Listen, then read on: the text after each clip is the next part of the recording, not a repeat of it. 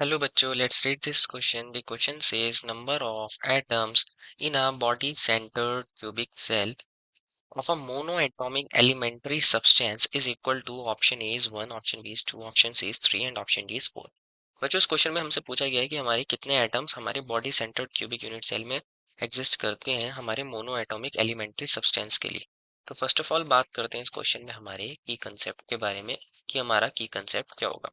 की कंसेप्ट होगा बच्चों हमारे पास location of atoms in BCC arrangement, या सिंपली हम कह सकते हैं बीसीसी स्ट्रक्चर कैसा होता है, body centred cubic unit cell. Body centred cubic unit cell हमें देखना है कि हमारे body centred cubic unit cell के अंदर हमारे कितने एटम्स लोकेट होते हैं, तो हमें उन एटम्स की लोकेशन पता होनी चाहिए और हम उनका कंट्रीब्यूशन निकाल सकते हैं हमारे यूनिट सेल के अंदर। तो उसके बेसिस पर हम बता सकते हैं कि हमारे पास कितने एटम्स होते हैं पर यूनिट सेल। तो फर्स्ट ऑफ ऑल बीसीसी की बात करते हैं। Body centred cubic unit cell को बीसीसी बोलते हैं, बॉडी सेंटर्ड क्यूबिक। तो होता क्या है इसके अंदर हमारे जो एटम्स होते हैं वो हमारे कॉर्नर्स पर होते हैं। हमारे जितने भी कॉर्नर्स होंगे इस क्यूब के, उस पर हमारे कितने एटम्स होते हैं, टोटल 8 कॉर्नर्स हैं, तो हर 8 कॉर्नर्स पर हमारे 8 एटम्स होंगे। और हमारे पास जो बॉडी का सेंटर होता है उस पर एक हमारा एटम होता है।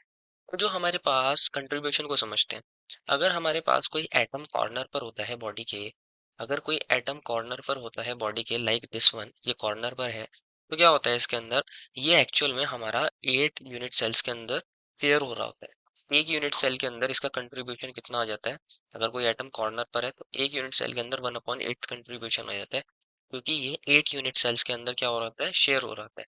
और जो बॉडी के सेंटर पर होता है, जो बॉडी के सेंटर पर होता है वो हमारे पास कंप्लीटली हमारे यूनिट सेल के अंदर है, तो उसका कंट्रीब्यूशन फुल होता है, तो उसको हम 1 बताते हैं कंट्रीब्यूशन को। तो अगर हमें नंबर ऑफ एटम्स निकालने हो in BCC, the number of atoms, अगर हमें नंबर ऑफ एटम्स निकालने हो, नंबर ऑफ एटम्स, तो बच्चों हमारे पास टोटल 8 कॉर्नर्स पे 8 एटम्स है, और हमारे पास हर एटम का, कॉर्नर वाले एटम का कंट्रीब्यूशन 1/8 है, तो 8 एटम्स का क्या हो जाएगा, 8 इंटू 1/8, प्लस एक बॉडी सेंटर पर है और उसका कंट्रीब्यूशन 1 है, तो 1 आ जाएगा। तो ये आ जाएगा हमारे पास 1 + 1 = 2। बच्चों जो हमें क्वेश्चन में कहा गया था मोनो एटॉमिक एलिमेंट्री सब्सटेंस, इसको देख के कंफ्यूज नहीं होना है।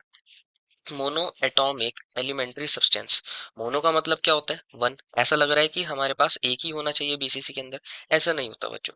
मोनो एटॉमिक का मतलब ऐसा है कि हमारे पास जो हमारा सब्सटेंस है वो मोनो एटॉमिक फॉर्म में एग्जिस्ट करता है, उसका मतलब हमारे सिंगल सिंगल एटम्स एग्जिस्ट करते हैं, वो किसी के साथ बच्चों बॉन्ड्स नहीं बनाते। फॉर एग्जांपल हमारे पास जो नोबल गैसेस होती हैं, फॉर एग्जांपल हीलियम है, नियॉन है, तो ये मोनो एटॉमिक फॉर्म में एग्जिस्ट करती हैं।